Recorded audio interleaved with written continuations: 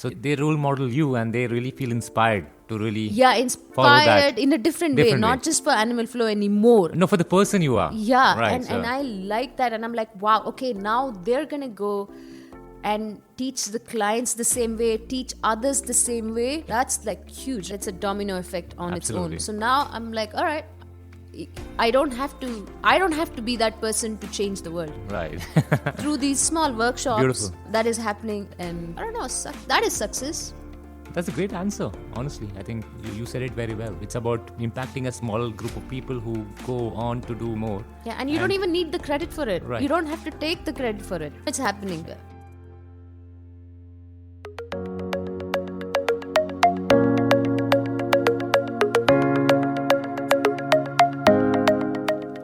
Hey guys, welcome to the RareErth podcast. My name is Manoj, engineer by qualification, a banker by profession, and a podcaster by passion. My goal is to really bring people who have actually charted the unconventional path, explore their learnings and share that with you. So I'm super excited to have you join me on this show. And now let's get the show started.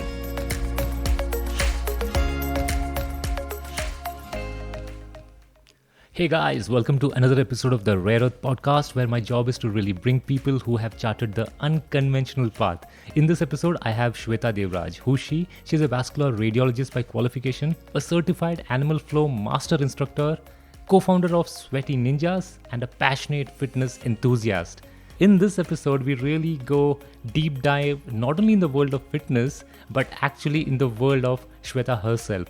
We really get to know her mindsets, her work ethic, what really keeps her going, and we touch upon very interesting aspects of the fitness world, like the things the fitness industry doesn't want you to know, the importance of doing proper research before you choose a trainer, why setting goals, staying motivated and not burning out is really important, factors related to sleep, movement, and why spending time with nature or in nature makes a difference in taking care of yourself. And she also speaks about anxiety and how she personally deals with that. So this was a very wide-ranging conversation, a fun conversation with Swetha. I really had a blast getting a glimpse into her world, and I'm sure you will too by the end of this episode. So without any further delay, let's kickstart this episode with the one and only Swetha Devaraj.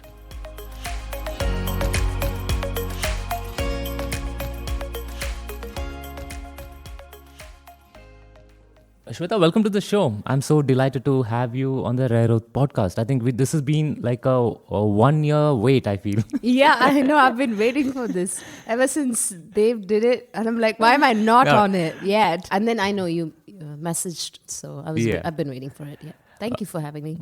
Yeah, it's been great. I've been following your work and Dave's work. In fact, I stumbled upon your Instagram page after actually I discovered Ninja Dev. Yeah. And as I was reading his material and exploring that, then I stumbled into Sweaty Ninjas. And I think you guys are doing something really incredible and in the space of fitness. You're one of the most sought after fitness influencers in the country. And we'll kickstart with the first important question, which is, we are right now in your house and you gave me the time slot at 6 in the morning. So are you generally an early riser all your life, or this is something you adopted fairly recently? Firstly, thank you for all those nice things that you said. We're just trying to be better every day. I don't know if we've hit that, all that you said, but getting there, hopefully, one day. About early riser, yeah, I've been an athlete all my life. From an early age, it's always been early mornings. So I don't know if I became this person or if I was that person. But now that I know too much about the human body, I think this is me. Otherwise, I wouldn't have been able to thrive on it. Always an early morning person. Makes me happy. I go to bed early. So what time do you wake up generally? What's your default? 4:45. Nice, okay. 4:45, but I beat the alarm. Sometimes 4:15. So you never let the snooze button to be exercised? Oh no, I use it. You do. I abuse it. But I know I wake up. So obviously I beat the alarm and I see what time it is, and then I know I still have half an hour to go. But yeah, it's actually good to just lie down there and not wait for the alarm or anything like that, but just... Like you don't want to be woken up with the shock of the alarm. You want to just go easy on knowing that you're in control. Yeah, exactly. Nice. And yes, for sure, I would have chosen 5 a.m.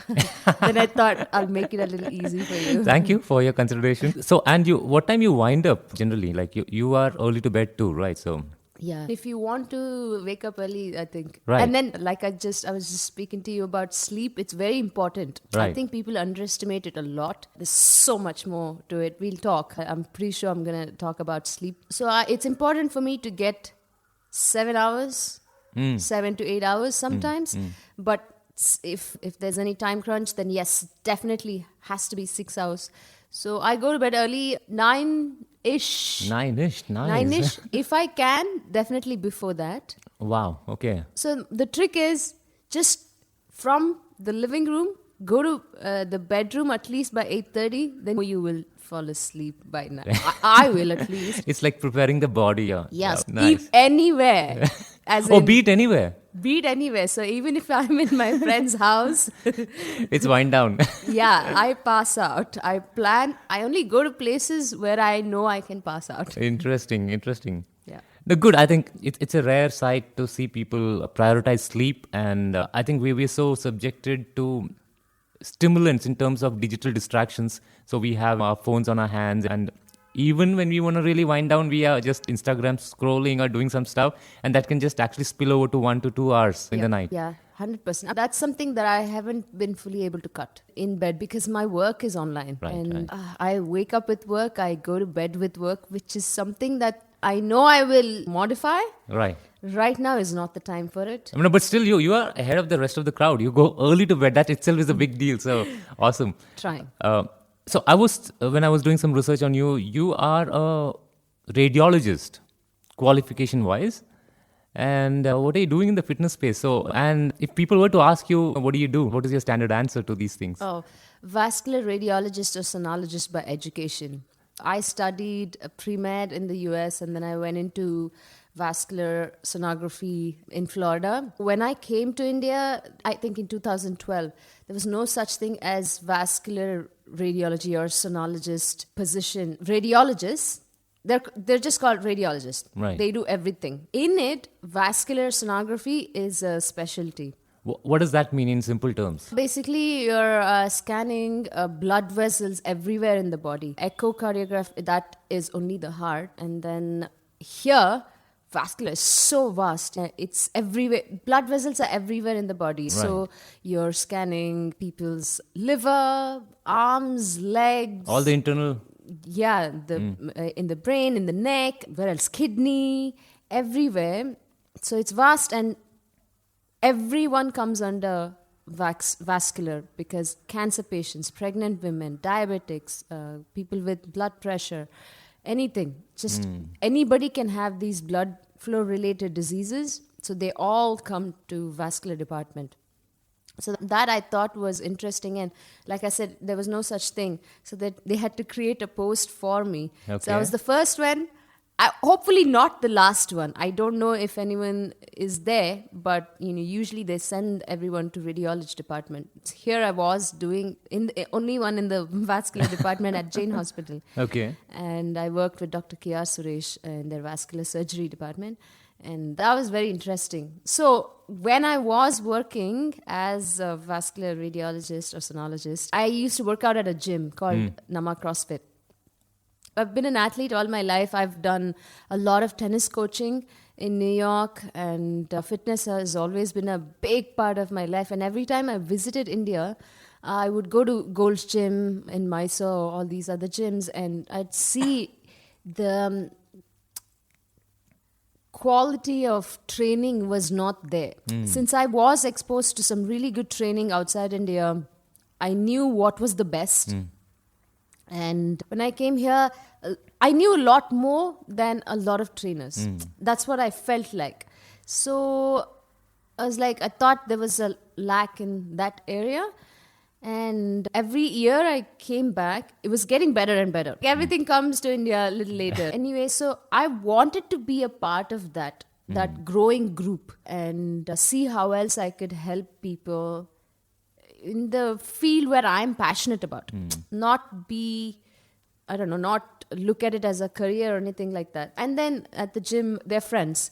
So they asked, do you want to like do like part-time? I was already doing 9 to 5 Right. at the gym. So do you want to do part-time? I'm like, yeah, why not? What do you do before 9 o'clock and after 5 p.m.? So much time. Yeah, sure. That's how I started like doing part-time. So that's when 9 to 5 you were in the hospital and then you decided to commit.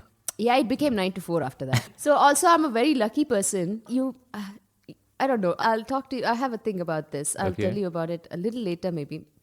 But the reason why I said I'm a very lucky person is because my boss is very cool. Was very cool at the hospital. He was very encouraging in a way that I was doing marathons. I was working as a part-time gym trainer. He encouraged me for everything as long as I did all my work. There's no impact to the work. Yeah. And then the other side of it is I'm really good at multitasking. That's one of the traits of my body type or my personality type.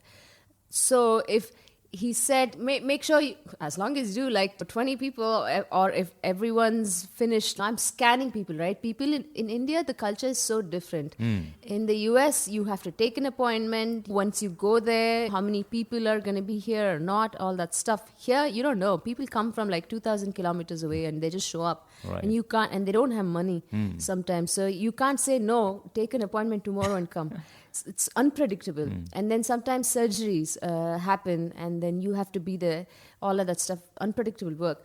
I always think that, okay, if you really want something, you'll make it happen. I made sure everything was done by 3 o'clock. You were the overachiever there. Yeah, everything was done by 3 o'clock, 3:30, I'm out of there. So no one can ask me anything like, okay, you didn't do this, you didn't do that. So I didn't let anyone question what I did.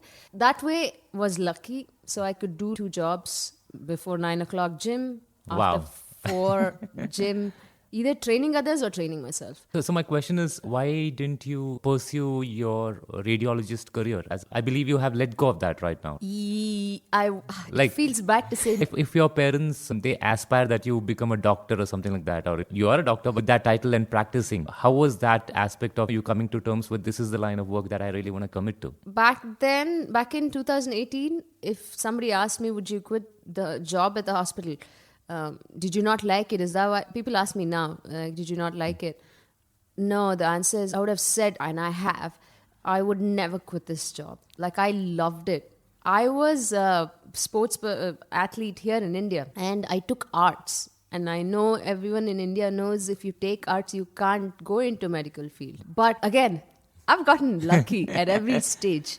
Or maybe I've attracted it. I believe in law of attraction a lot. So from a little kid, I always wanted to be a doctor. I wanted to be in the hospital. Forget doctor or any of those titles. I really wanted to be in that hospital scene. But obviously tennis happened. I was a tennis player. So my parents are like, choose tennis or medicine. Okay. Then I'm like, you know what? At the time, of course, I really was doing well in tennis. So I took arts.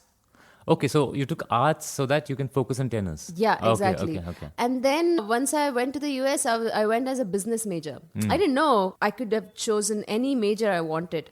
But then after my first semester, freshman year, I found out you can change your major from anything to anything. What a blessing that is. Totally. It was incredible for me to find out. Immediately switched it to biology, pre-medicine, blah, blah. Now I'm studying exactly what I wanted to study. I'm still playing. All that stuff happened. So that way I've been like very lucky and then got into medical field. You asked me what... Yeah, like how come you let go of that and So it was a very passionate thing that I chose. So I would not quit that job. I loved it. I loved being in the hospital. Just the whole thing. But back in 2018, Dev and I decided we were already doing online training. I started online training in 2017 by myself and then Dev came on board. How did you happen to meet Dev? Instagram, and then we're in the same industry. Then just got to know him. We were thinking the same things, all of that stuff. And suddenly one day he said, I'd done like quite a bit of online training before he came on board, probably almost for a year. So it was a hospital, gym. Yeah, that is part-time. 3 profession, right? Yeah.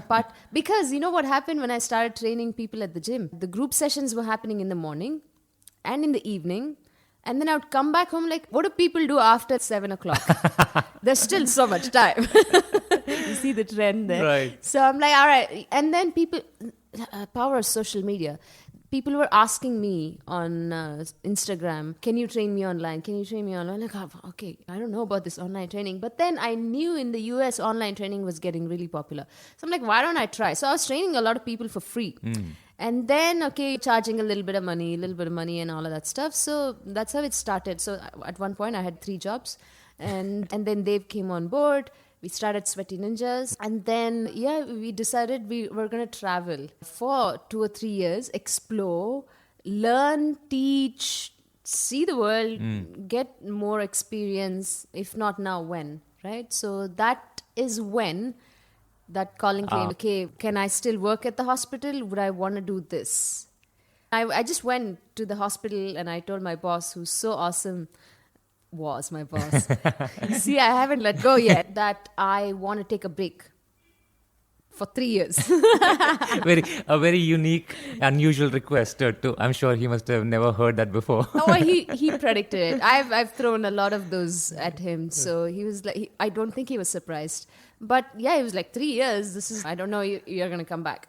So that's how it happened. If it wasn't for traveling, I wouldn't have quit my hospital job. Even now, I still think of going back.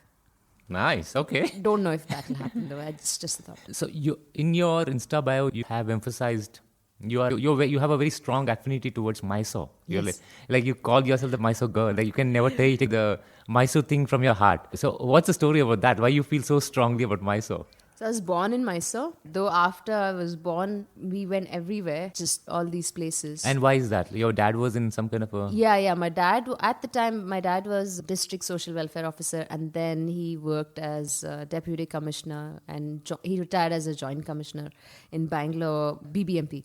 So his job was like just moving around, transfers all the time, every couple of years once. So that's why. But my dad also studied in Mysore. His postgrad, undergrad, everything was in Mysore. And so we had quite a lot of relatives in Mysore. And somehow my parents always said we are going to settle down in Mysore. So I think 7th standard, we moved to Mysore. And he was working there. So we moved there. After that, we've not moved. But that's where my tennis started. Okay. I was 13. No, I actually started when I was 11 in Tumkur. But my important part of that tennis stage started because I got very serious about it. I started competing. And one of my coaches who's had a big impact, I could have been his daughter. I can still be his daughter. That's how much he's influenced me in every single way. He's one of the best coaches in India. His name is Nagraj. He has a tennis center, Nagraj Tennis Center. And he was a big part of my life. So that started there. And then whole tennis, playing tournaments, traveling, everything was there. And so I grew up there, basically. Right. And I know there's so much nature there. These traits come out as you are a kid itself. You know where you belong, to be honest. So there's so much nature there. And I love nature. I don't like cities. I don't like concrete buildings. Even when I travel to like very small cities. And Mysore is a very small city. People are humble. Everything is simple. And there's nothing like it. Like even when I travel or when I'm stressed out, whatever it is, I have to just go back to Mysore. And then like a couple of days, I'm good. I can do anything after that for a few more days again. It's connecting back to the roots you feel suddenly, right? So, So I'm always going to be that Mysore girl. The simplicity that people have there, it has a lot to do for me. And I think Mysore has that vibe of a lot of calmness, right? Like you don't feel you are rushed when you're in that place. Yeah, it's a retirement town. Totally. And just backtracking your story there. So the decision to get into tennis was yours or it was your dad's decision? How did that happen? No, as you heard me say about my dad, I have family full of IAS and KS. So I was the next person in the family to do one of these things, either IAS or KS. How everyone wants you to become a doctor, engineer. In my family, it was like IAS or KS. So it was that, like from the get-go. That was a vision casted to you. Like. Yeah, and I guess people saw me as, I don't know, doing well in everything that you do. Not that I was doing well in studies. or anything like that. But Like an Swetha, achiever of sorts. yeah, okay, she'll do this for sure. I think we have one of those kids in every family. Right. There are quite a few of us in the family only. We have a huge one, like cousins and stuff. But yes, okay, IAS or KS. I'm like tennis. I once bought a guitar. No, I wanted to go to a guitar class, and my dad said, no, just study and play tennis. At the time, I had already started tennis. Okay. But So anyway, so it was your dad's decision to put you in tennis. Then? no, it Then? wasn't. One of my friends wanted a partner in Tumkur to hit balls with. And she's, okay, I was into sports. So naturally she came and told me, you'd be good at tennis. Why don't you just start playing tennis? Okay. I'm like, I don't think my parents are going to be okay with it. Just come, I'll give you the racket. I started going to play and I didn't have a racket. And I went and asked my parents and they didn't discourage me. But they were like, they didn't know because I was doing a lot of things. Even as a kid, I'm just everywhere, bouncing around, drawing, singing, dancing, playing like different sports, all kinds of sports in school. And they're like, why can't you just study? Sign me up for everything, like Yeah. except the I was academics. studying too. You were? Okay, Yeah, I was okay. studying. I was really good at academics as well. But they just wanted me to study so that I can do IAS or KS one day, not be distracted. But yeah, so I asked for a tennis racket. It wasn't positive. So I'm like, all right, I'm just going to play with my friend and her racket. And then one day my dad came to pick me up or drop me off or something. And one of the tennis uncles, and he spoke to him and he said, your daughter is really good. You should buy a racket. You should come and watch one day. So I think that's when they allowed me to get a racket. And then once the racket came, it was no stopping. Yeah, one thing after the other. Great, yeah. I think it's interesting how subtle that comment was from your friend, and then it completely changed the course of your life, right? Yeah, 100%. Tennis has a big role. I've seen that you have this childlike spirit in you, where there is a whole dedicated highlight in your Insta where it's called pranks. So I'm curious, how do you cultivate that? Like people who say, no, you're grown up, behave like an adult, behave a grown up. So you still have that, like the fun aspect in you. So tell me a little more about that. Oh, so yeah, my parents wanted to kick me out during the pandemic. Yeah, I don't think anyone should lose that side, the child in you. It's like obviously famous quotes. I love playing pranks. And if I'm playing any prank at anyone, that means I really like them. But yeah, that's one of the things that keeps me alive, like that playfulness. Right. And Could you tell about that specific thing that you did with most of your family folks? You had I did a lot of them. I did so many of them. Yeah. I just couldn't videotape all of them. Oh, okay. I saw the one with the snake skin. Whatever I found outside. So during the pandemic, I used to clean the house also, like Right. outside the house. That was my department, as my mom said, because there was no maid. And I would find so many things and I would just take it and see how people react. And obviously during the lockdown, everybody is not so, there's nothing to do, and that kept the spirit up. Whoever came, if somebody came, the neighbors or whatever, it was just fun. And yeah, I found a snake skin and I would just keep it in their hands and see how they react. We had somebody staying with us who helped mom, and I just loved doing everything to her. It was just fun. It was just fun to see everybody's reaction. But my favorite was definitely the egg. The Easter egg. Okay. So chocolate. I took a full-on egg and I coated it with like chocolate, and I froze them. I made 8 of them, and at the time there was a physio coming to treat my sister to the house, and so everyone who came home, I gave them that egg, and it was just funny to see it. Oh, if man. I say it.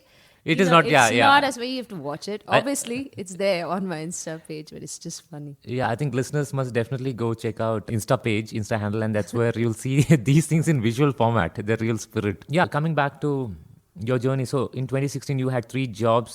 Then you went on to pursue your personal coaching and full-time training and all that. I want you to share with us, for every coach, when they have their first ever personal client or your personal coaching client, it's a very it's a moment, I feel, maybe because somebody shows faith in you and really signs you up and says, I want you to personally coach me. Do you remember your first ever client? Or So this was organic, or I'm so used to coaching Like I'm talking about a paid gig, somebody who's paying you for a one-on-one coaching. Something you can remember, or was there something? Yeah, 100%. But right now, when you tell me that, now I'm feeling that aha moment. To be honest, like, oh my God, yeah, he's right. But I was doing tennis coaching. That one-on-one thing had already happened.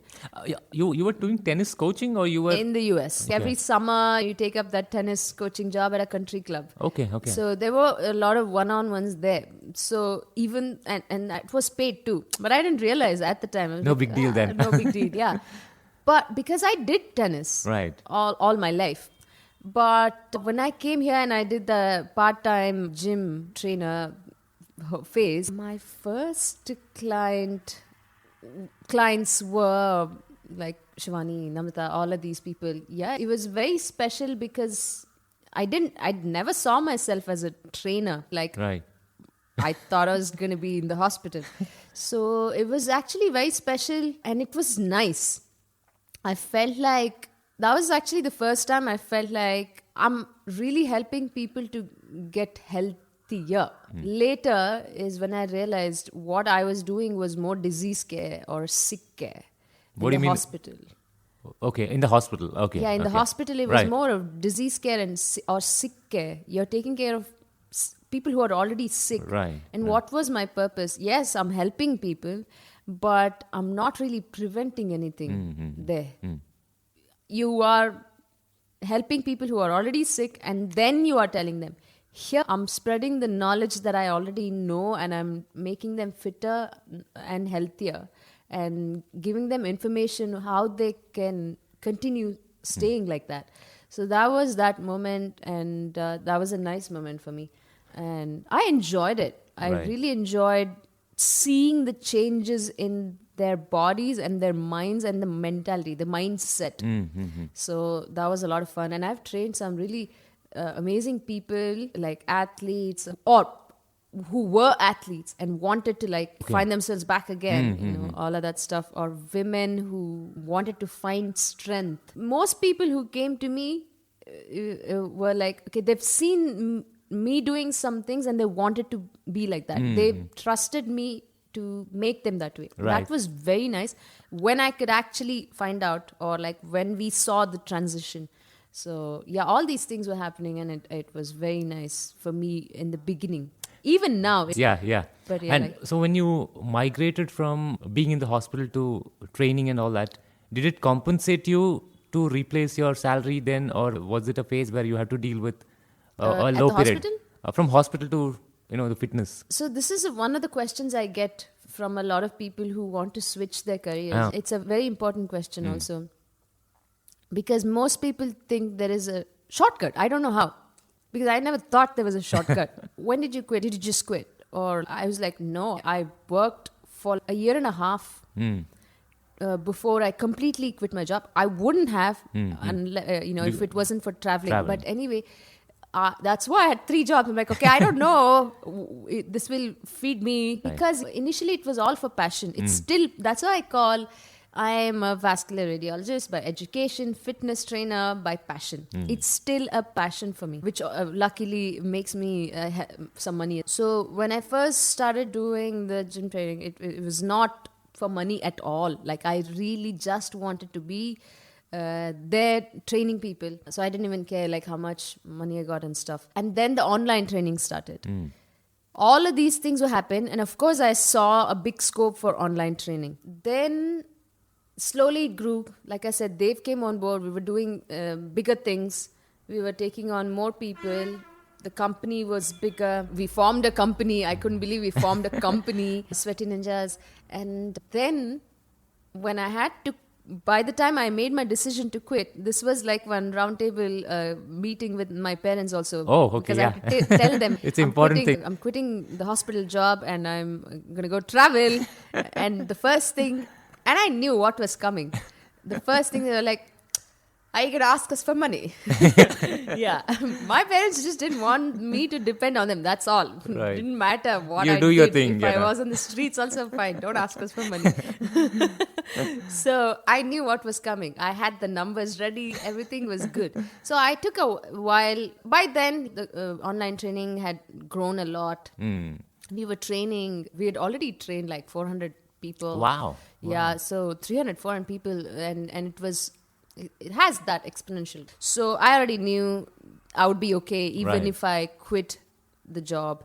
And the hospital job also here, it's interesting. It doesn't really pay you as much as you get paid in the US and stuff. So probably which is why I started doing like multiple jobs. Like, all right, I need to make some money. But yeah, so I was okay already. I made sure I was Right. financially okay. Right. I'm not saying comfortable. I'm like, okay, I can Yeah, there was a manage. backup in place, right? There's a backup. That financially, I don't have to struggle. Yeah. So till then, I didn't quit my hospital job. So my advice to everyone who's like thinking of changing their career or whatever, it's not like you have to do only one thing. We have multiple interests. Humans are made for multitasking. Some of us really thrive on that. It's not like you do one thing that you're good at. We can be good at so many things. Absolutely. That's why I keep saying I wouldn't have quit my hospital job. I was ready to do the hospital, the whole deal, online, person training, everything. So if you are going to quit that job that you took up, that you didn't, make sure you get well established Absolutely. in the other one first, because you can multitask. Right. I think this is sound advice because a lot of people, when they feel very high with a certain side hustle, they're doing something, they feel, oh, like this is it, man, I can make it happen. But are you financially really strong to survive maybe 2 months, 3 months lean periods is something that they have to really, question. So in your case, you really figured, you took time, you really built a proper backup, not something which was luxury, you could survive in case there's a downtime. So yeah, exactly. That's very important. Right. It becomes a little messy, I think, and then Absolutely. you don't know, you're not sure about things anymore. And then always think about how to grow in that field that you're going to switch to. How do you spot talent, or you meet students who are worthy of your time and attention? So what attributes or qualities that you actually notice in that this person is really serious? Yeah, hard work. Because that's how I'm the firstborn. I have a younger sister. Okay. Talent. She's talent. Pure talent. I'm only hard work. Very little talent. But I feel like talent can only take you to a certain level. And after that, everyone needs to put that hard work and effort in. And that can take them anywhere. So all my life, I've known hard work. And that's what I've been taught also by my mom. Hard work pays off. Like you work hard for it, you'll get it. If you're a good person, you'll get it. Always be good. These are the things that still rings in my head.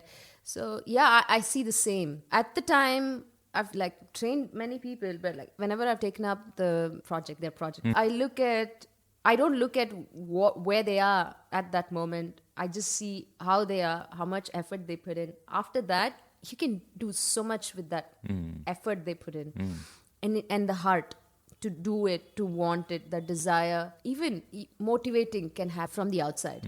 Sometimes even if they're not motivated, sometimes you can give that energy to people. This is something that I've noticed also.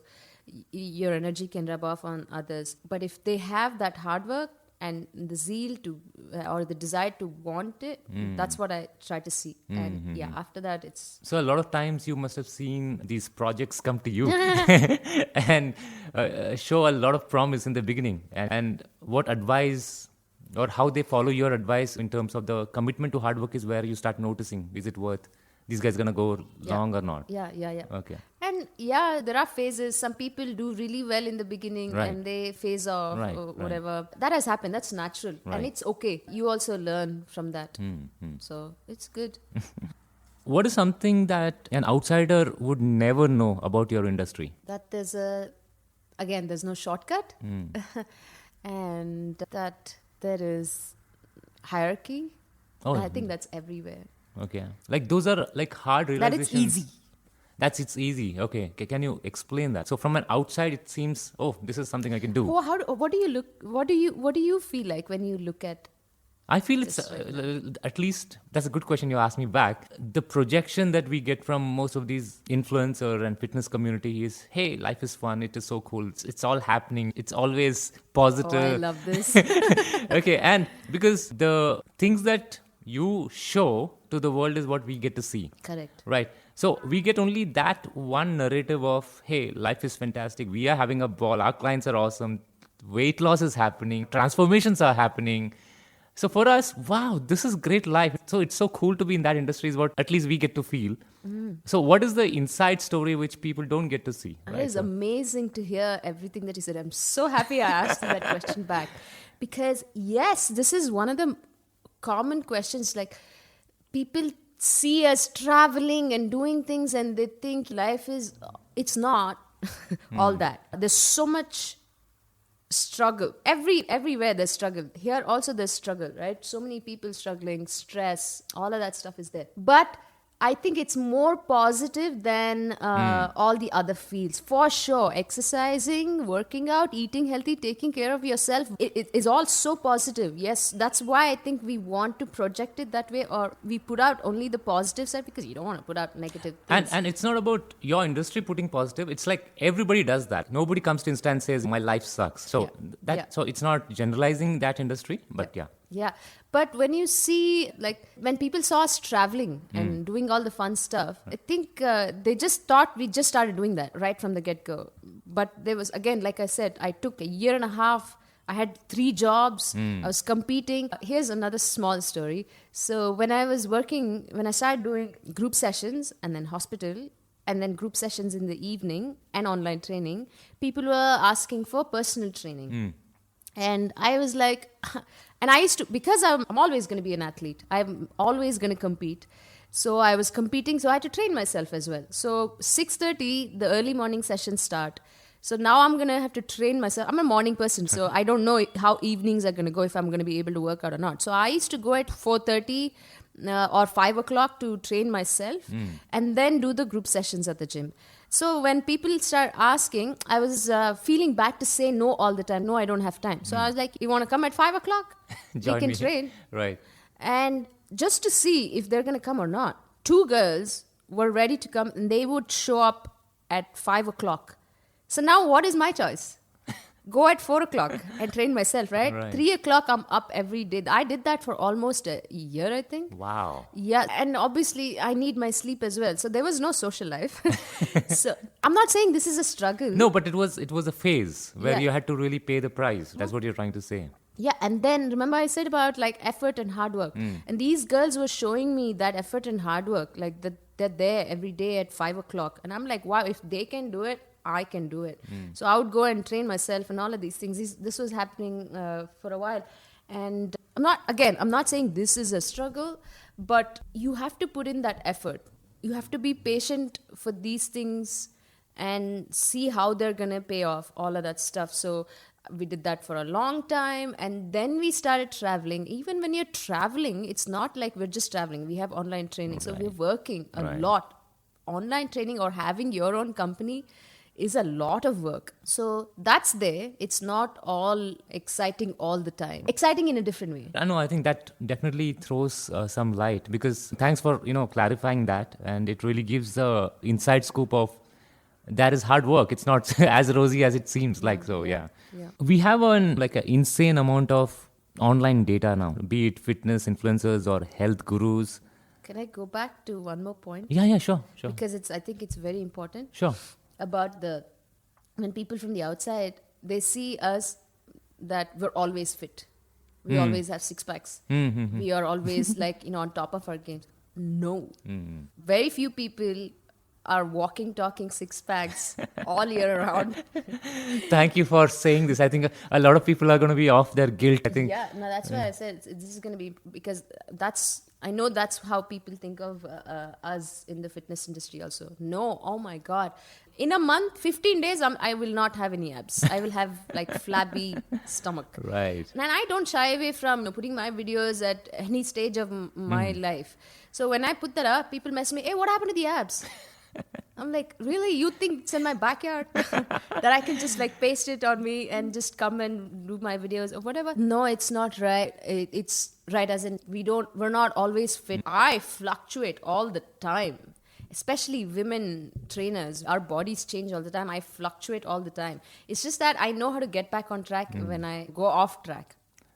That is such a brilliant point that you brought in, because we would always think, because we see you guys as role models, we think, okay, this is all the time, 365 days. So that's and you're right. Always on top of your game, and it's okay. So we're not always walking, talking, six Thank you for sharing that. Yeah, so I was asking you about, like, currently we have insane amount of online data, be it the fitness influencers, be it the health gurus. So how does actually one differentiate and identify whom to trust, right? Like, how do you really navigate these waters when there is so much data out there? It's a very good question. I think, do you research well the kind of, right now everybody has access to stuff on internet and social media and all of that stuff, and everyone's putting it out there. So just do your research before you choose your coach. So what attributes would you look for in a coach? Like, everybody can give gyan, but what are the red flags you must avoid when you... Firstly, you have to walk the talk and you have to look the part. Good one. For me, if I go to a hospital and if my doctor tells me don't smoke, and if I see him smoking outside, I'm not going to go back. Obviously. But as a trainer, yeah, you have to be in shape. I'm really sorry. You have to be in shape. I'm not saying six packs, bulging biceps, but you have to be in a decent shape. So look the part. Like how in any profession, you can't go in shorts to a lot of professions, right? So you have to look the part. Secondly, walk the talk. If you are advising somebody, you better be doing that as well. Like every single thing that I tell my clients, I have experimented on myself. Every single thing, even if it doesn't apply to me or my body type, I'll try it because I want to know. There's this guy, Drew Manning. He's a trainer. He has an amazing podcast as well. And he goes through these transformations, 40 days. He puts on tons of weight, and then he wants to know how the clients who are overweight feel, and then he'll try to cut it off and all of that stuff. And I used to think he's nuts. Like, why is he doing that? He doesn't need to do it. But I know why. When you actually try these things on yourself, part of it, how it feels like, what they go through also. Then you can relate to them when you're coaching. They're like, okay, you know what? I understand. Empathy is very important when you're training anybody. So that is important, and it's just like trying it on yourself. But the question?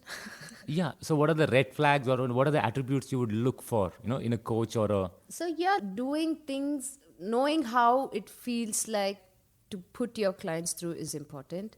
And so see if your coach understands. Lastly, I think for me, I look for, in my mentor, I like certain things. Like I like heavy lifting, CrossFit training, power workouts. And I want to see if somebody who I'm going to train with knows about all these things or not. And if they are doing it or not, they're practicing or not. And that is very attractive for me. I'm attracted to that kind of training, and I will approach them.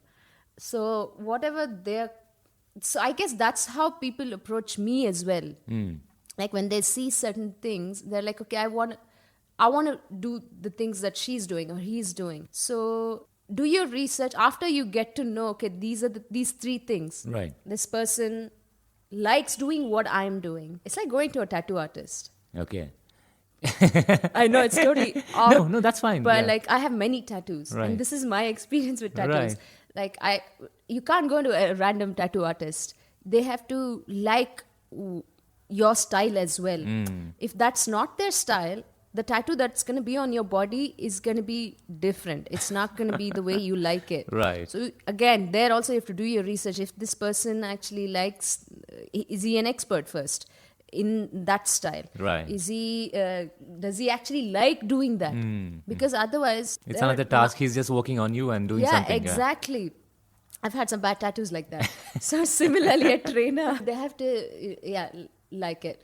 So I like to see these three things. Right. And then do your research about them, the content they're putting out, how much. Yes, everybody can give gyan, just Google it and paste it also. But it shows. Shows, yeah. And I think also the number of people who are impacted by them also is a good testimony to... Yeah. These days, like I said, everything is out there. Look for testimonies.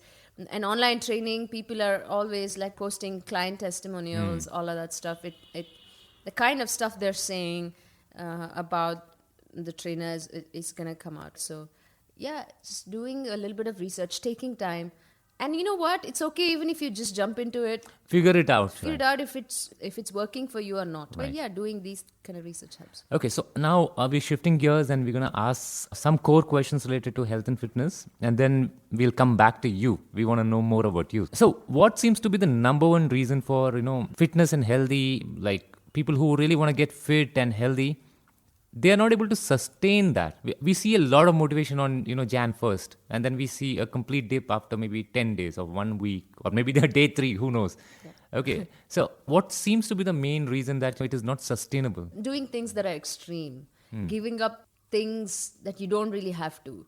I feel like people, when they go away from their roots, it's hard for everyone to sustain that, or not easing into things, but whether it's working out or nutrition. Can you give an example? What do you mean by that? So, for example, if you're working out, week 1, just going really hard, but that you can, somewhat like sustain sometimes. Nutrition, just from day 1, giving up everything. That's not going to work. You have to ease into things. Give up, if you can, give up one thing. Like maybe you want to give up sweets. Do it like 3 days. Start with that. 2 days, give up 3 days. So easing into these things will really help. And I think that's why people, or you want to give up alcohol. Okay, if you're drinking, I don't know, twice a week, just do it once a week in the beginning. Or keep it to once a week. It's okay. Life is about moderation. You don't have to give up everything. Knowing how to modify things and then building that confidence to somewhat say no at certain time in the week, and then having things in moderation also helps. I think that feeling for people to just, the fact that they have to give up everything is what makes them not sustain it. Okay, because they're trying to perfect everything from day 1, which is like a very high bar, right? Maybe. Yeah, absolutely. So easing into things will really help. Okay. Otherwise, it's going to be shit show. These are few myths which we get to hear, so I want you to bust those myths. Girls must avoid lifting weights. No, girls must lift weights according to whatever their experiences are, level is, and all of that stuff. But weight training is really good for women to get stronger, functionally fit, bone density, all of that stuff. And weight training actually helps you to burn more calories than just cardio. I'm not saying more than cardio or anything like that, but a combination helps every woman in so many different ways. We post this all the time on Sweaty Ninjas as well. Right. If I start talking about it, I'll not stop. So, yeah. Okay. Second one, do not start too young. So like they say, don't start working out too young. So what is an appropriate age for somebody to start working out? I don't think there's anything like that. No such thing. Don't start young, but I think for kids, sports is the best thing. And then let them figure it out. Because you can't force kids into going to a gym. It shouldn't be. Just be out in the nature. Any sports will allow you to do that. Not any, but there are some indoor sports as well. But sports is so much more than just sports. It's about discipline, effort, dedication, learning to deal with other people around you, like good mentors, what you learn from like different coaches. I've been very lucky that way. I've had so many mentors in my life. It's been an amazing journey for me. So like that, I see kids should be allowed to do whatever they want, pick sports, and then allow them to just do later on their own. Wonderful. Okay. We see some people who are obese, who are inactive, and most of the time, let's say majority of their lifetime, they have been obese and inactive, let's say. Is there a possibility that they can transform their health and fitness? Yeah, 100%. Anyone can change or reverse things. It's just that easing into it will really help. Going to that point. Yeah, okay. Because everyone, if you look at the end goal from day 1, it's going to be hard. So take one day at a time, start very easy. And also whoever's training them should probably help them with that as well. So yeah, anybody can, but just take one step at a time, go easy in the beginning. It can start anywhere. Okay. I think that message got re-emphasized. That's really important point. What are the few best ways to recover? People who do a lot of workout or people who are also stretching their corporate life also quite a bit. They're like working 12, 15 hours. What is the best way to recover for them and the people who are in the workout space. Sleep is very important. Like I told you in the beginning, I think people underestimate sleep a lot. Another example is having your coffee during the day or later in the day, in the evening, night. Replace it with something else, because if you can still fall asleep, but you don't go through the sleep cycle, and that's very important. One of the stages in the sleep cycle is all about recovery. A lot of things happen. Mentally and physically, and if you have stimulants in your body, you're not going to be able to do that, which is why people wake up groggy and not so fresh anymore. Sleep is very important. Prioritizing sleep and the foods that you eat, even if you're not active every single day, the food that you eat can nourish you or break you. And be very mindful about what goes into your system. And these days there's so much around us. It's very tempting. And the food industry doesn't really help. The health industry doesn't really help with that kind of stuff. So you have to take responsibility for these things. What are some examples of food that are good for recovery? Anything that is not processed. You know what I mean? It is Eat your home food. whole grains, whole foods, home food. Oils, the kind of oils you use is very important here. I feel like sugar, I shouldn't say that. Okay, sugar and oils, refined oils, are the worst things for you. Two of the two culprits that I have to point out. But if I have to pick oil or sugar, I will pick sugar. Any day, okay. Not any day, but that particular day. But you know why? Because at least sugar, it stays in your muscle, and when you work out, you use glycogen that's stored in your muscles, muscle fibers, and you burn it off. But You're saying any day you would pick sugar to be consumed as compared to oil. That's what you were saying. if there is A choice oily between- stuff yeah. and sugar, Okay. these are the only choices I have if I go Oh, somewhere. you would pick sugar. Okay. Yeah, I would pick sugar. Okay, I thought you were planning to eliminate sugar is what you were telling. No, okay, no, okay, no. okay. No, I will pick sugar. Understood. Okay. Sugary stuff. Okay. Over fried stuff, because like I said, I can burn it off when I work out. That can be used as energy. Understood. Okay. But oils, these bad refined oils, they go straight to your cells. And I'm somebody who I'm a cellular geek. Like I found out through the stages of my life that everything begins, of course, everybody knows this, everything begins in your cells. And if you actually take care of your body, thinking about that cellular mechanism, your mitochondrial health, you can fix a lot of things. So the oils damage you from the cellular level. And that is not good. It takes longer to repair that damage than sugar. So I would pick sugar any day. Just look at these kind of things, like avoid processed foods, even if you're eating outside, pick something that's not fried, that's not sugary. There are tons of options. It's just that we don't look. Yeah, we Right. don't look. I went to a mall yesterday and I went to the food court. And I'm vegetarian now. I used to be plant-based, but now I'm vegetarian. I do eat dairy once in a while. And my friend who eats everything, he said, you would die here if you were still plant-based. I said, no, I saw tofu. Right. Because when you are eating everything, he's a healthy eater too. Right. But you don't look. Right. When right. I was a meat eater, I never knew vegetables. But now I know so much Right, more, right? right. So you got to look around.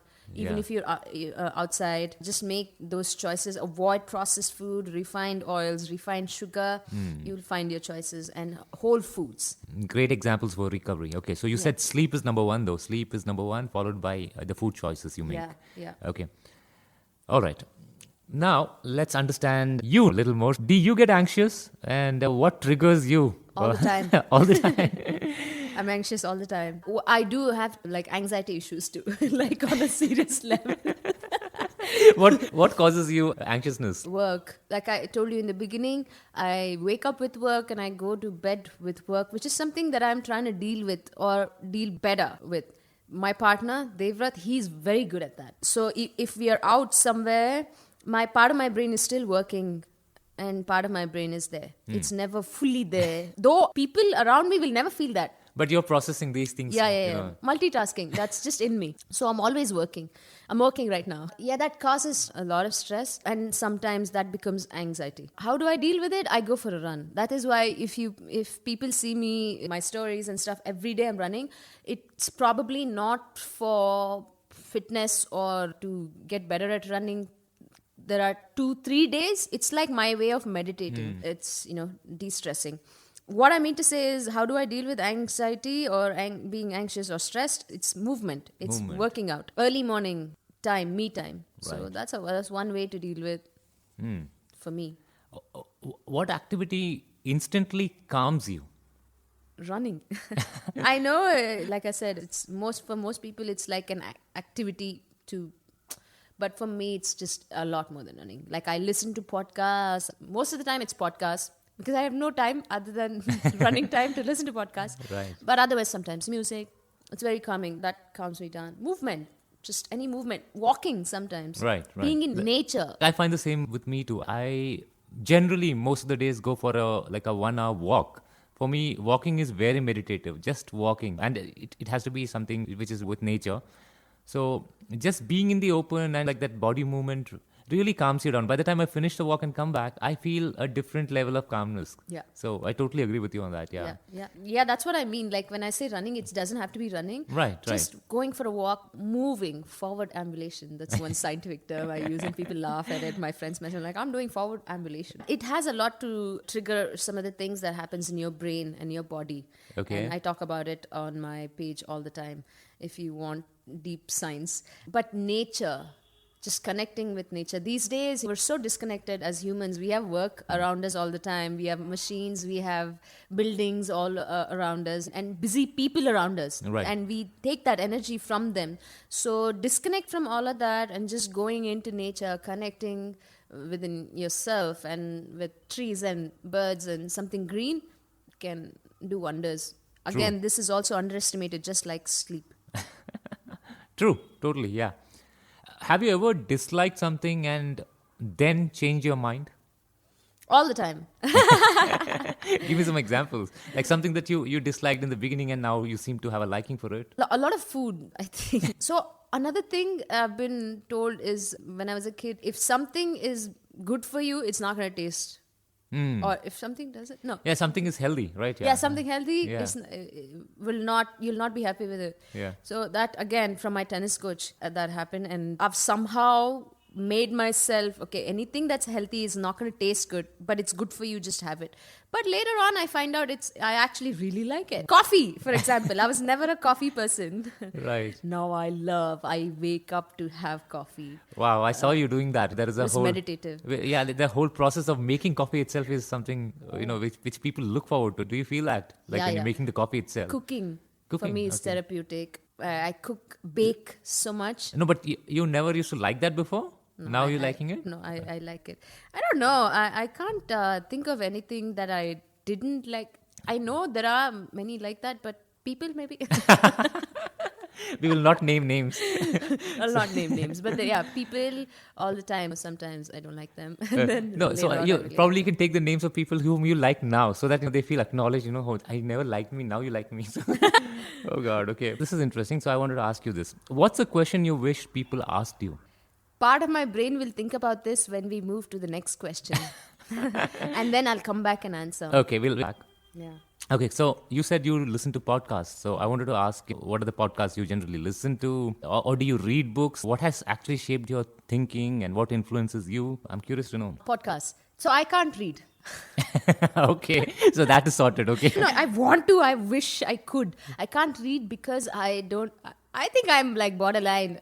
I have borderline ADD. I did when I was studying. I could not function But damn it, you were a radiologist. You figured out to study and make it to. That's impressive. That was because in the US we could record lectures. So I would sit in front of the lecturer or my professor, and I would record the entire lecture and go to the library, replay it and make notes. Wonderful. There's no way I can listen. So even now when we attend meetings, this is not going to be good. After 2-3 minutes, I'm not there. Right. I'm not there. So he knows. All my close friends know it. I'm like, sometimes I put it up in the stories about the attention, and there's a butterfly and I'm just looking at it. That literally happens. I'm not there. So in the meetings, he listens to everything, and then we come back and I ask him, okay, what are the main points that I need to know? So I have no attention. Again, that's good thing and bad thing. My multitasking ability is a good thing. That's also the bad thing, because my brain is just going everywhere. Going back to podcasts, I can't read. That's what I was getting to. I have tons of books. I love them, so I refer to them here and there, like when required. When required and stuff. And I love collecting books. You got to have a decent library. Also, one day hoping that I'll sit and read. Right. Podcasts have been a blessing. Okay. During the lockdown is when it started, because I was like, there's no way I'm going to read. So what else is out there? Let's see, what are these podcasts? And I think that's when podcasts picked up a lot. Yeah, at least maybe India had a lot of visibility. Podcast has been there for ages, but then, people had no choice. Then they started exploring, and what else can they do while they're doing the household chores? So, yeah. So now I listen to a lot of podcasts. What are your go-to podcasts? Oh my God. Andrew Huberman. Oh, yeah. I love him. A lot of sciencey stuff. He does his research well. Yeah. And he's very good. Yeah. Whatever it is, he says it. Like, that's how I am. I do a lot of research. I have come from that background as well, because I had to write research papers in my master's and all of that stuff. So I know what it takes to look up research and what's a good research, journal articles and stuff like that. But I've understood that is not the only thing you should believe. You take up, because there's going to be research for one side, and for the other side also there's going to be research. Right, there's equally compelling cases, exactly. Right? Both sides, yeah. So you take all the information and then you make it your own. That's why I like to experiment these things and see how what's working. Yeah, what's working. And what may work for me may not work for the other person. Absolutely, yeah. So he puts the information out there, and then he tells you directly that, okay, whether it's going to work or not, this is how much research has been there, but there's also an opposite one. But you do your own. You see it for yourself. So that's something that I really like. He puts the science out there. And then I really like Mindy Pelz, Dr. Mindy Pelz. Okay. She's all about fasting, women's health and hormones for women, a lot more women-centric, everything. So all my podcasts are about biohacking. Why not? Yeah, sure. I love biohacking. I love functional medicine, coming from somebody who's been on the other side. So I follow a lot of these doctors who are from functional medicine and biohackers, because I want to see what's there, what's out there. Yeah, what's cutting edge. And it really piques my curiosity how people are finding these things. And I don't want to be that person in India or where things come 10 years later. I want to catch up before that. So Ben Greenfield, yes. Oh, he actually is like a serious experimenter. He's done that full on from light therapy to everything. Everything. Yeah. And so again, not everything that he'll do or say is something that I follow, but it's good information. It puts the information out there, and I really like that. And Peter Attia, he's good. A lot of athletes and science, these kind of stuff. I was listening to him on the on the recent thing he was doing with the blood restriction flow. So where he says you can actually tie up these bands and take lighter weights and induce the same kind of muscle growth. I had not heard that previously. Flossing or just, there's a term to it also. But voodoo flossing. So you tie it's like tie the resistance bands, and then you restrict the blood, and then you work out, you actually do better. Your recovery is better. Once you release the bands, your recovery is better because all the blood goes there and just blah, blah. But it's very interesting, these things. I think also Huberman talks about these kind of things, and then even Ben talks about it. Right. And sometimes I try it. And palmar cooling is something that I've really found very interesting. That is, so when you do, so they did a bunch of research taking athletes and you cool your palm. You take athletes and just say, pick a movement and see how many reps you can do. That's your baseline, your max reps. I think one of the athletes did dips. Okay. And he did a certain number of dips, and then in between reps and sets, you cool your palms with like ice or whatever. You cool it for whenever you're resting. And they saw Improved performance. Yeah, improved performance every single set, and then as they come back for different sessions, they've just gotten better. Interesting. Oh, Yeah. never heard of Huberman that. has a Okay. podcast on that. Yeah, so these kind of things, I hear it and then I come and I try it, and it has helped. I don't know if I'll include it in every session, but when I see it, I'm like, this is cool. I've seen Devrat get into a tub full of ice, trying the Wim Hof method. Yeah, cold therapy, Right. cold immersion is Right. all really good. Or cold showers. I do my cold showers in the You do mornings. cold showers? Yeah. Okay. I'm not a cold weather person at all, but anything for recovery, anything to see how my body is going to get better. One of my goals is to see how to get fitter every year. And I have gotten fitter every year. Aging doesn't mean that you shouldn't be able to do certain things. I really believe that as we get older, we get better and better.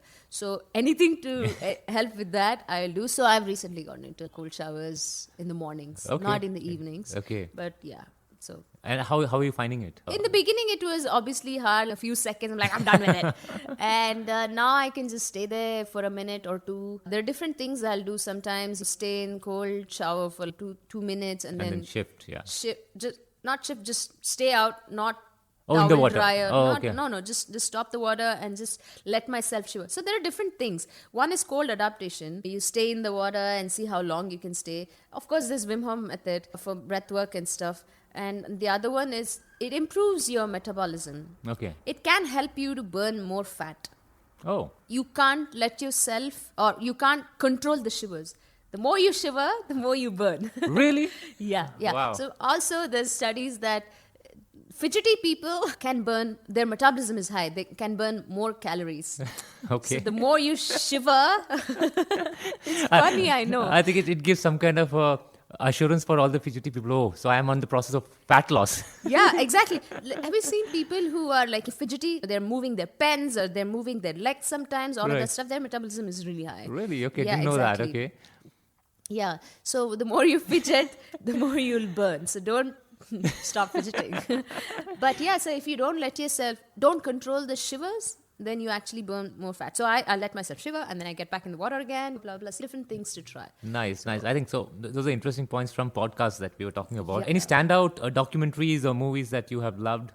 Yeah, so the whole reason I became or quit meat is after watching Cowspiracy, What the Health, all these documentaries, I don't know, 4 or 5 years ago, I think Okay. that had a very big impact. I had tried to quit meat before that, but it wasn't possible. I come from a huge meat-eating family, and I know how it is for people who eat meat or dairy, and if they try to quit, it's hard.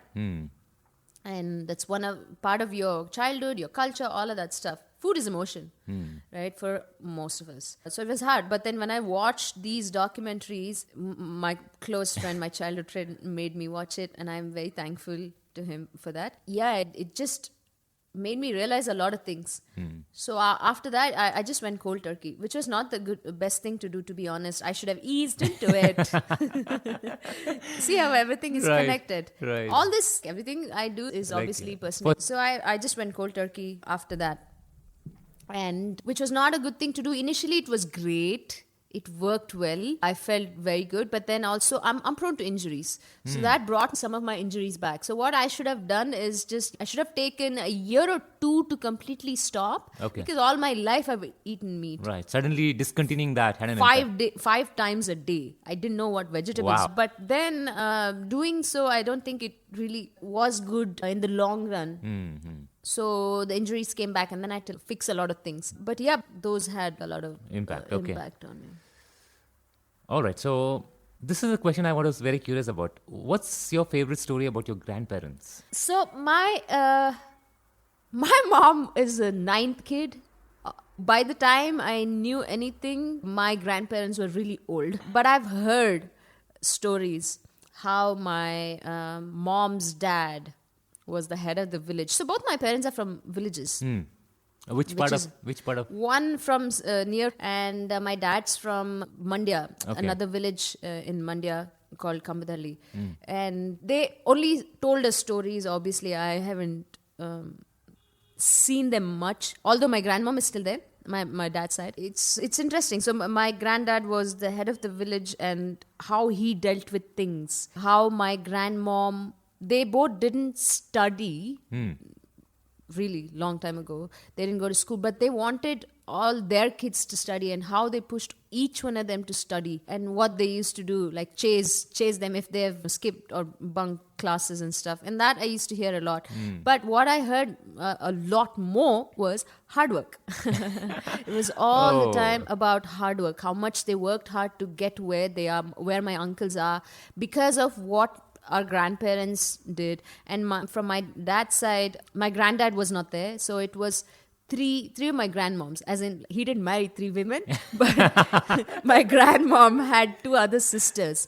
So my dad was brought up by very strong women who didn't have like a male backup, though they were strong presence and things. So my grandmom, all 3 of them, they're very strong ladies. It is very inspiring to see that. So I'm definitely like my grandmom, who's still there, and she lives with my parents, and she's so strong. She's 87, I think, and she's very strong. She goes up and down, and I think I'm like her. So the hard work is in the DNA. Yeah, it's in the DNA for sure, and it's all connected. Okay. What does success mean to you? Would you consider yourself as successful? I don't think I'll consider successful at any stage of my life. But what's your definition of success? When you think of the word success, what comes to your mind? When I make a difference in people's lives, which I... Which you are doing. Thank you. Which I used to think that if I have an impact on the whole world, that is success. That changed. That changed over a period of time. How come it changed? What triggered that shift in understanding? So whether I changed the entire world or 10 people's lives, the satisfaction, that feeling was the same. Whether I have 600 followers or 1 million followers, the feeling is the same, because it really matters how many people are being impacted by what you do and how you live. So I figured that feeling is what makes it better. And I don't have to personally change the entire world. Like, for example, in our online training, when we start training a client, the entire family is healthier. They're all eating healthy. And they come back and tell us, we all eat the same, and my husband lost more weight. Right. And I also got healthier. The entire family, the children are eating well. They're also moving with us. They're so inspired. My in-laws are doing the same thing, and they're also healthier, blah, blah. So it's a domino effect. Right. So that's something that I noticed in the beginning with online training, and I felt very good. I was like, guys, do this to your friends. It doesn't have to come from us. Whatever knowledge, because the whole online training is about educating them. That's how you can change the world also. Right. Because you can't just keep on training them without giving them all the information and have them come back all the time. The only way you can change them or make them healthier is by educating people. So we do that. We don't expect people to come back to us all the time, so that they're independent. Also, it's sustainable, right, on their own. When I saw that happening, it was like a domino effect. Then when I started doing Animal-Flow workshops, these are people who educate others. They're trainers. They are trainers. So when you're doing the train the trainer kind of a program. Yeah. And the Animal-Flow workshops really make me feel very good, because I'm not just teaching them about animal flow or the movements or movement training. It's the way we are teaching. It's the way we are, or I am as a human being, which has come from other amazing humans like Mike Fitch, who's the creator of Animal-Flow, and Karen, co-founder, and all the other MIs all over the world. There are 22 of us.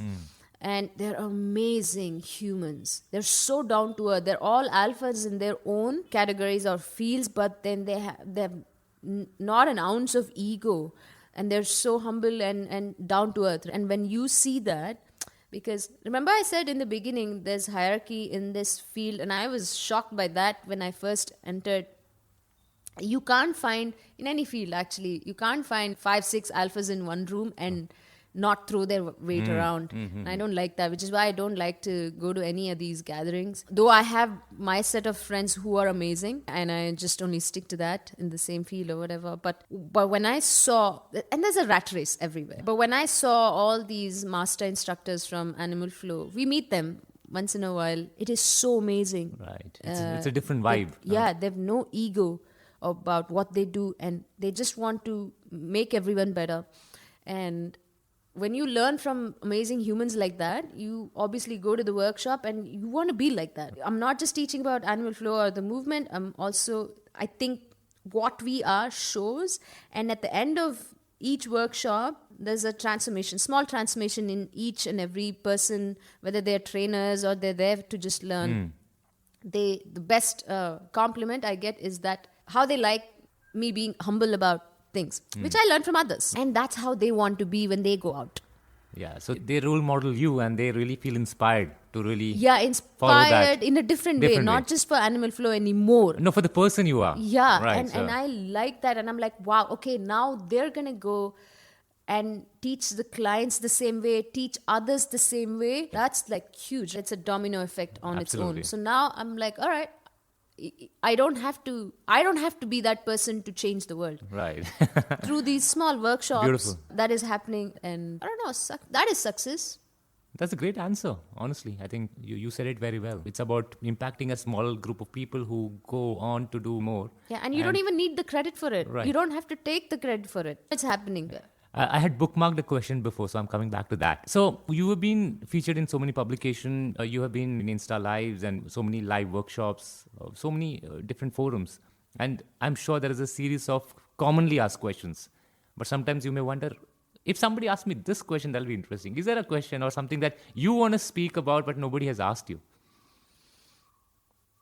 Yeah, actually, there are a couple of things I think I've thought about this. Okay, I wish people asked me this. It's mostly to do with health and wellness. What do I eat? All these things people ask all the time. I think everyone's asked me. I need more time for Okay. this, I'm going to follow this up on round 2 or someday. So or I have to think and sit in silence. No problem. Okay, so we are in the last segment of the podcast, and I really appreciate you being very transparent and authentic. Like you didn't have any hesitation telling, hey, you know what, we don't have six-pack abs all the time, or hey, I have my own anxiety issues. So I really appreciate your honesty about those things. Oh, thank you. Okay, so our first question in the rapid fire.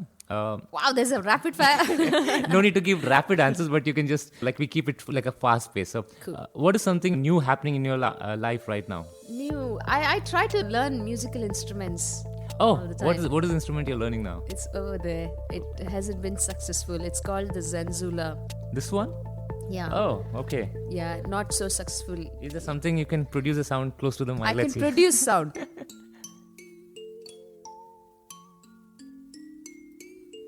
That's nice. Sick. That's good. But there's also hang drum, which I've been trying to explore, and that's gotten better. Nice. Okay. Yeah. In which subject were you best at school? Biology, always. Okay, I'm not surprised. Okay, you're doing things with the body, so yeah.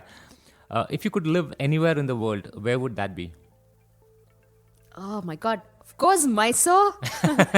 But, I know that's expected, but... What's a second option? Kotao. I'm going to do it one day. One day I'm going to have a house there. Or part of my life I'll spend there, and then part of my life will have to be in India for sure. Kotao is in Thailand. It's a very small island. It's about 6 kilometers from one corner to the other. I've spent so much time there. I used to live there back in 2016 for almost a year. And then I came back to India. Yeah. Okay. What's the first thing you notice about someone when you meet them? Confidence, besides physical? No, it could be anything. Yeah, so confidence counts. Yeah, the way they talk. How they come across as. Yeah, okay. The vibes. What's your favorite show to binge? Money Heist is something that I really enjoyed. Okay, cool. Have you ever stolen anything? No. I was thinking not objects. It could be anything. I steal a lot from Dave. Oh, okay. So Dave, if you're listening, everything. Time for a payback. Oh, he knows too. Okay. If you had to teach one subject, what are you teaching? About hormones to women and menstrual cycle. Okay, good point. I think this could be a podcast in itself. Yeah. And going back to your question, I wish people asked me more about the hormones. Found out. Yeah, In the menstrual cycle and hormones. Okay. It's a very under-discussed topic, I guess. People are very hesitant to even voice it out or ask. And also, women think that they can do everything like how men do. So that actually can be a podcast on its own. Okay, we'll bookmark that. Do you prefer working remotely or in person in some spaces? I like to do I'm a lone wolf. I know I come across as a social butterfly. I am partly, but like if I'm working out, I don't like to be around people. 1 or 2 people is okay. If I'm working also, I like to sit in cafes by myself, but I like seeing people. So I don't know, it's a very weird Yeah, so thing. you like the presence of humans around, but Yes. you want to work solo. Yeah. Interesting, okay. Yeah. I don't like to bring home work. Okay. So you come closer to home and you just spend time in a cafe. Okay. I really do. You do? Okay. Have you ever left a 1-star rating on something? What did you review and why did you rate it? It would have to be like somewhere where I stayed. So you have done this? You Yeah, if I... didn't like the service? Yeah, because I traveled so much. Right. I've stayed in all kinds of places. So yeah, I've left reviews if it was really bad. What do you do to unwind after a long day of work? Watch TV. Watch a movie, which I fall asleep very quick, within 5 minutes. Oh, really? Oh, 100%. If the movie is interesting also. Oh. Because I'm tired. The idea, it's also the FOMO. I'm not going to shy away and say, I don't have FOMO. I have FOMO always, all the time. So my friends are always talking about, what they watch. So I don't want to feel that. Yeah, so I just sit and I just pretend like I'm watching and I know I'm going to fall asleep. Yeah, at least you can tell your friends I watched. I tried. No, they all know. Right. I've passed out in weird places. Do you have any annual family traditions? Yeah, festivals very close to my heart because I grew up with all these things, my mom doing a lot of these things. So every festival I try to go because we celebrate all the festivals at home. I think Sankranti is one of my favorites. Deepavali used to be. Why used to be? No, I don't like the idea of bursting crackers anymore. So it is not. The significance of the festival is amazing still. So I still go, but Sankranti is nice because mom makes amazing food. If you're banned from the internet for 2 straight months, what are some things you're doing? I'm hoping they ban me. Not that way. Let's say you have no internet access for 2 months. What are you going to do? How are you going to spend time? Oh my God, I'll be on the beach. I'll be on the beach. Working out. Surfing. Anything to do with water. I'm a water baby.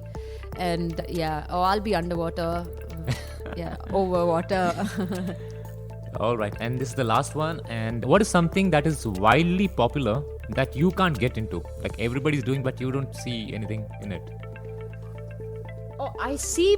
I feel like Ninja Warrior. That one, I can't do it because I have sweaty palms. Okay. That's something that I really wish I can get into, but I don't think I'll be able to do that because of my sweaty palms. It's going to be a challenge. I don't know. All right. This was an absolute delight, Swetha. I think our conversation was I got to hear and learn so much more about you apart from what we see on Insta. So thank you really to share so much in detail. Really appreciate that. Oh, thank you so much. This was fun. I love having conversations. And so if people want to check more about you, where should they go? What are your social handles? Instagram. That's the only social handle I can handle. There's too much happening otherwise. So yeah, Sweaty Swetha on Instagram. That's it. Okay.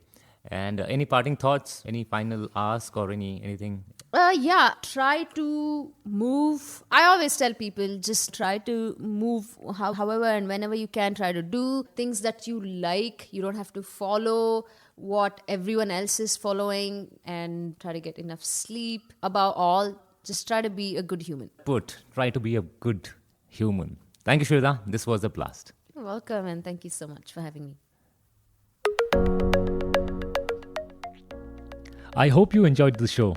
All the key points discussed will be available in the show notes section at www.rareearth.com. That is RareErth.com. Thank you for listening to this podcast. If you really enjoyed, please do give me your feedback, review, and rate on iTunes or any listening app of your choice. Do subscribe and share. Thank you.